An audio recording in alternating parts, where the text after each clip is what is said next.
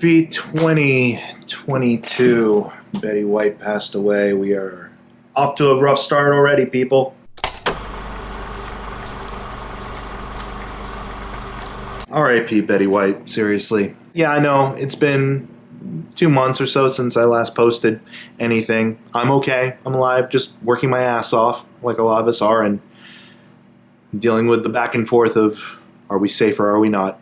So I thought I'd just quickly give my thoughts on a couple of things I saw in 2021, movies, shows, that really left an impression with me, because I just want to recommend some stuff. I want to recommend some stuff to you all. Maybe that you haven't seen yet, since I'm sure your days have been chock full of Spider-Man No Way Home viewings, and Spider-Man No Way Home viewings, and Spider-Man No Way Home viewings. But here's some other stuff you could probably watch along the way as well. Pretend It's a City. This was a Netflix documentary series featuring Fran Lebowitz, directed and interviewed by Martin Scorsese. Saw this at the beginning of the year, really liked it. I like Fran Lebowitz a lot. I know she's an acquired taste for some. She can be very dry. She can be very much scrutinizing of current trends in pop culture and society overall. She can be, something of an old person yelling at clouds for some of you. But I like Fran. I like her orating. I like her writing. And I especially like this series where she and Scorsese just sit down and shoot the shit for a while. And she tells all these fascinating stories about growing up in New York City, growing up around such dynamic and fascinating people, having such dynamic and fascinating experiences with these people, how she was shaped by the culture of the city, and how she might have inadvertently shaped the city's culture on her own. And yeah, she has a little bit of kvetching about the kids these days and stuff like that, but you know what? It's stuff that honestly we haven't given a thought about. We might have given a thought about here and there. So I do recommend Pretend It's a City on Netflix. I also recommend Midnight Mass. It's one of my favorite horror things of the past year. I initially was like, is this a Stephen King adaptation that Mike Flanagan's doing again? And no, this is his original story, and you can tell there's a lot of King influence there, but it's very effective as its own thing, on its own terms. Solid performances all across the board. I love the quieter moments of the series, especially show off some of the more dynamic acting and more like resolute themes that come through. If you are a fan of that style of Stephen King type of horror where the underlying sinister aspect is more apparent in the more pedestrian characters as things grow and develop, then this is one of those series that I feel you'll enjoy. Saw it around Halloween. Saw it actually a couple times around Halloween. One of my new favorites, Midnight Mass. I think you should leave. Its episodes are only about 15 to 16 minutes. It's a fast series you can binge through in a day. I kind of love this show now. Like, I quote it all the time. I got my family to watch it over the holidays. They don't get it as much as I do, which is fine. I totally understand. It is surreal, bizarre humor, but Tim Robinson is so funny, in my opinion, and a lot of these sketches play so well. Like, I find myself just laughing out of nowhere about Carl Havoc or Detective Crashmore. I talk about Detective Crashmore all the time. I, every once in a while, will just say to myself, like if I'm cooking, I'll be like, let's slop them up! And I'll be like, tables! Just out of nowhere, just because I need a laugh. And this show absolutely gave me much needed laughs in this hellscape of a year. So, yeah, I think you should leave with Tim Robinson. I feel is great. The Spine of Night. I discovered this through just a random YouTube search. This is an independent animated feature that hires some big names, Lucy Lawless, Patton Oswalt, Richard E. Grant, employs sort of that Ralph Bakshi style of rotoscoping animation. You might be more familiar with it due to some of those videos by Joel Haver that are animated. I really liked the ambition for the limited budget they had here. Like, the models, the animation models aren't the most detailed or intricate, but the natural flow and movement of them is still very dynamic. Even if it is like reined in animation style, like there's a lot of ambitious visuals and shots in this movie. It's plays like a heavy metal, actually, like a heavy metal movie, as sort of an anthology with a main narrative as sort of the spine, pun intended, that connects everything. And so definitely not for the kids. It's got blood, guts, nudity abounds. Even though it's all animated, it's still probably not for the kids. Check it out, definitely, though, if you're a fan of that style of animation or that Mobius influence type of fantasy. Spine of Night. Power of the Dog from Jane Campion. Appreciate the solid performances all around in this movie and how it, in its own way, sort of deconstructs a little bit of like that rugged cowboy trope. Cumberbatch is absolutely like on his game here. I like sort of the sinister turns in his character quite a bit, but that also, a lot of it can be rooted in some kind of hidden vulnerability that, you know, this insecurity that he has with himself to some degree, and his need to have to play into this really toxic masculine trope of being this ranch hand, essentially. I like Kirsten Dunst's kind of decline throughout the movie. Like, it's very convincing. Her kind of exasperation and desperation as her new status in society with marriage to Jesse Plemons puts a strain on her to keep up appearances of being like the good, dutiful, upper crust wife, so to speak. And she plays that descent really well. Cody Smith-McPhee, I've enjoyed a lot that this guy has been in since he was younger, in movies like Mud, and then, you know, being the voice of Paranorman, and then even through the X-Men movies where he played Nightcrawler, I thought he was sometimes like the more standout type of performance.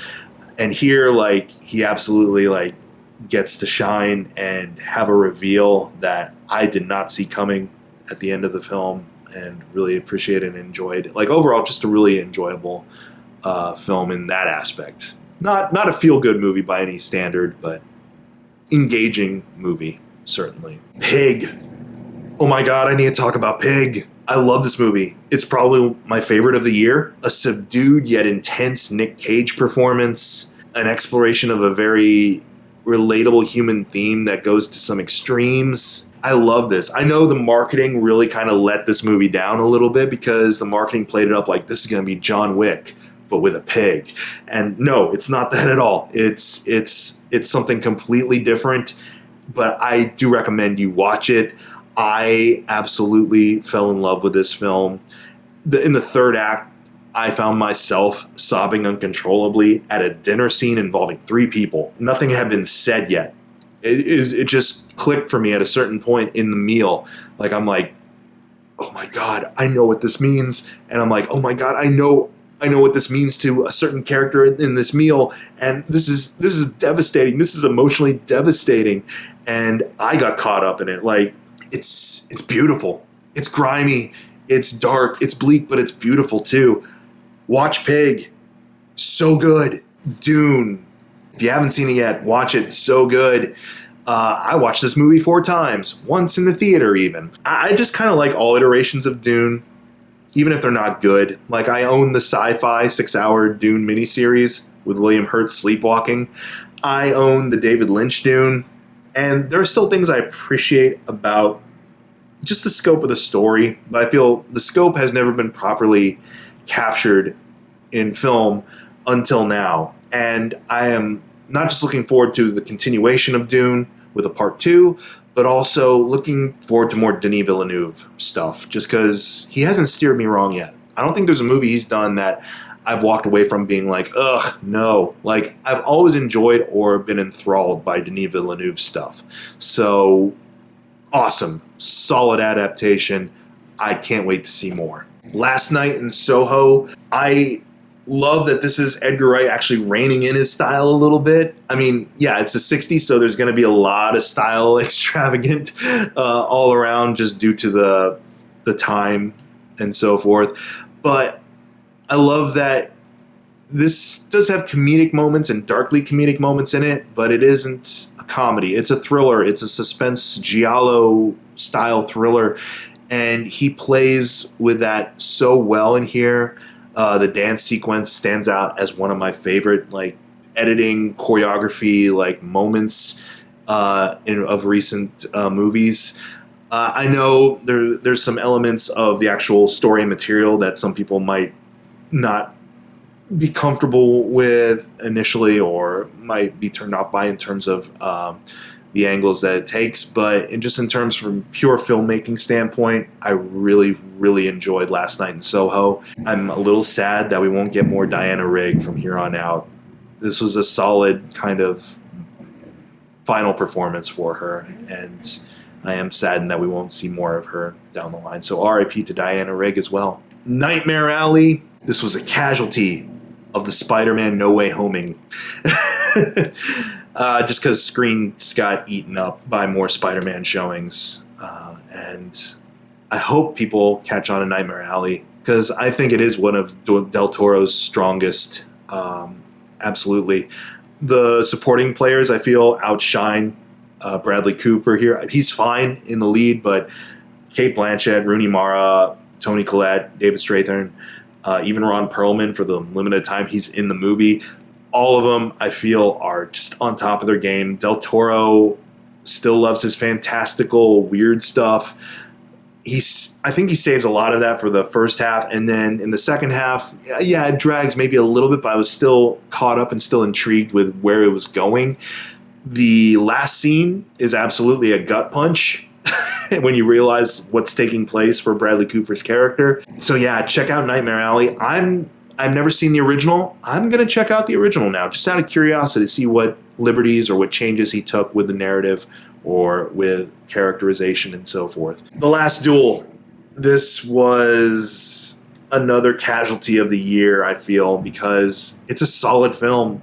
It's a solid bit of storytelling from Ridley Scott, and it's paced, filmed, and performed in a very engaging way. But I will admit, this is the one time I'll give Disney any kind of slack, is that this is a hell of a movie to try to market, and especially if you're Disney. Because I'm not usually one for this, but I will say, if you want to watch this movie, you need to go in with a little bit of homework done. You need to have a little bit of an idea of what the context or content is going to be, because otherwise you will be, if you're going in blind, you will be blindsided by an extremely heavy and brutal story. And how do you market this type of film for a mainstream audience, especially if your marketing is done in correspondence with the mouse? Like, I remember most of the promotional material I saw for this movie had more to do with the fighting, like the duel itself, which isn't until the very end of the film. There isn't a lot of action in this movie. So what do you use to like really catch viewers' eyes or catch the audience's eyes in terms of bringing them into the film? Like I said, performances are all across the board like solid. Jodie Comer is awesome in this role. Like, she like absolutely like dominates the field in terms of her performance. Damon and Driver, I felt, are equally as solid. Affleck is off in his own world doing I don't know what, but it's entertaining to watch. And overall, like, yeah, it's a good film. It's just a shame that I don't know how you get a mainstream audience to get on board with it through marketing. So yeah, ultimately, that's why I feel it really flopped, is because they didn't know how to really sell people on this, and the people who did go see it in theaters, were kind of like, this isn't what I signed up for. And it's true. It probably wasn't what they signed up for. But what are you going to do? Go check it out now, but absolutely do your homework beforehand, so that way you aren't caught off guard by the turns it takes. The Green Knight, though, I felt was absolutely got across what it was going to be about. It was going to be the surreal retelling of this ancient legend, and I wasn't disappointed. Dev Patel, all the wins for that. Awesome. Just this really cool, murky, but still intriguing high fantasy concept. And I was never bored watching it. In fact, like I watched it several times just to see like little details or moments in performances.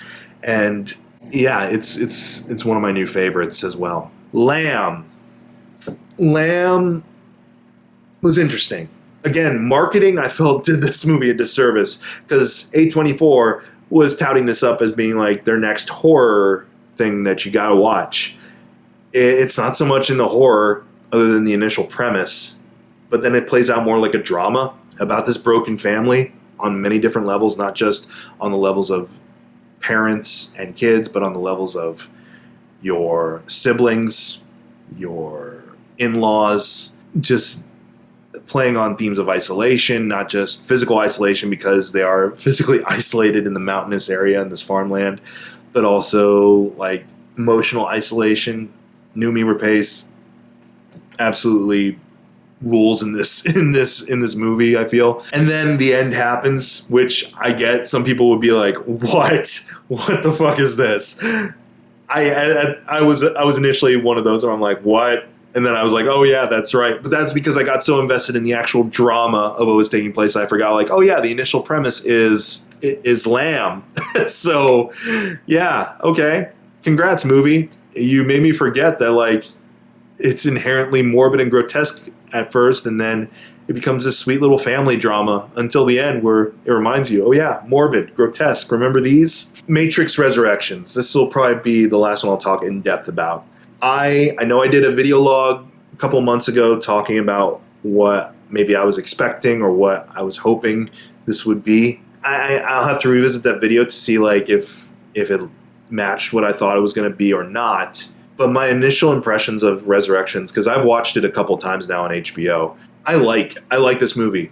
I really do. I like what it's kind of meant to do. I know it's been very polarizing for some people. Some people are saying like, well, why? You know, it feels like a inferior continuation of the Matrix story. Others appreciate the more meta-narrative aspect of it. I feel like I fall into that camp more. I like a lot the first half of it, where it is sort of looking a little bit at its own established permanence in film history from the meta-narrative of, well, here's what the original did, here's where the sequels maybe succeeded or squandered.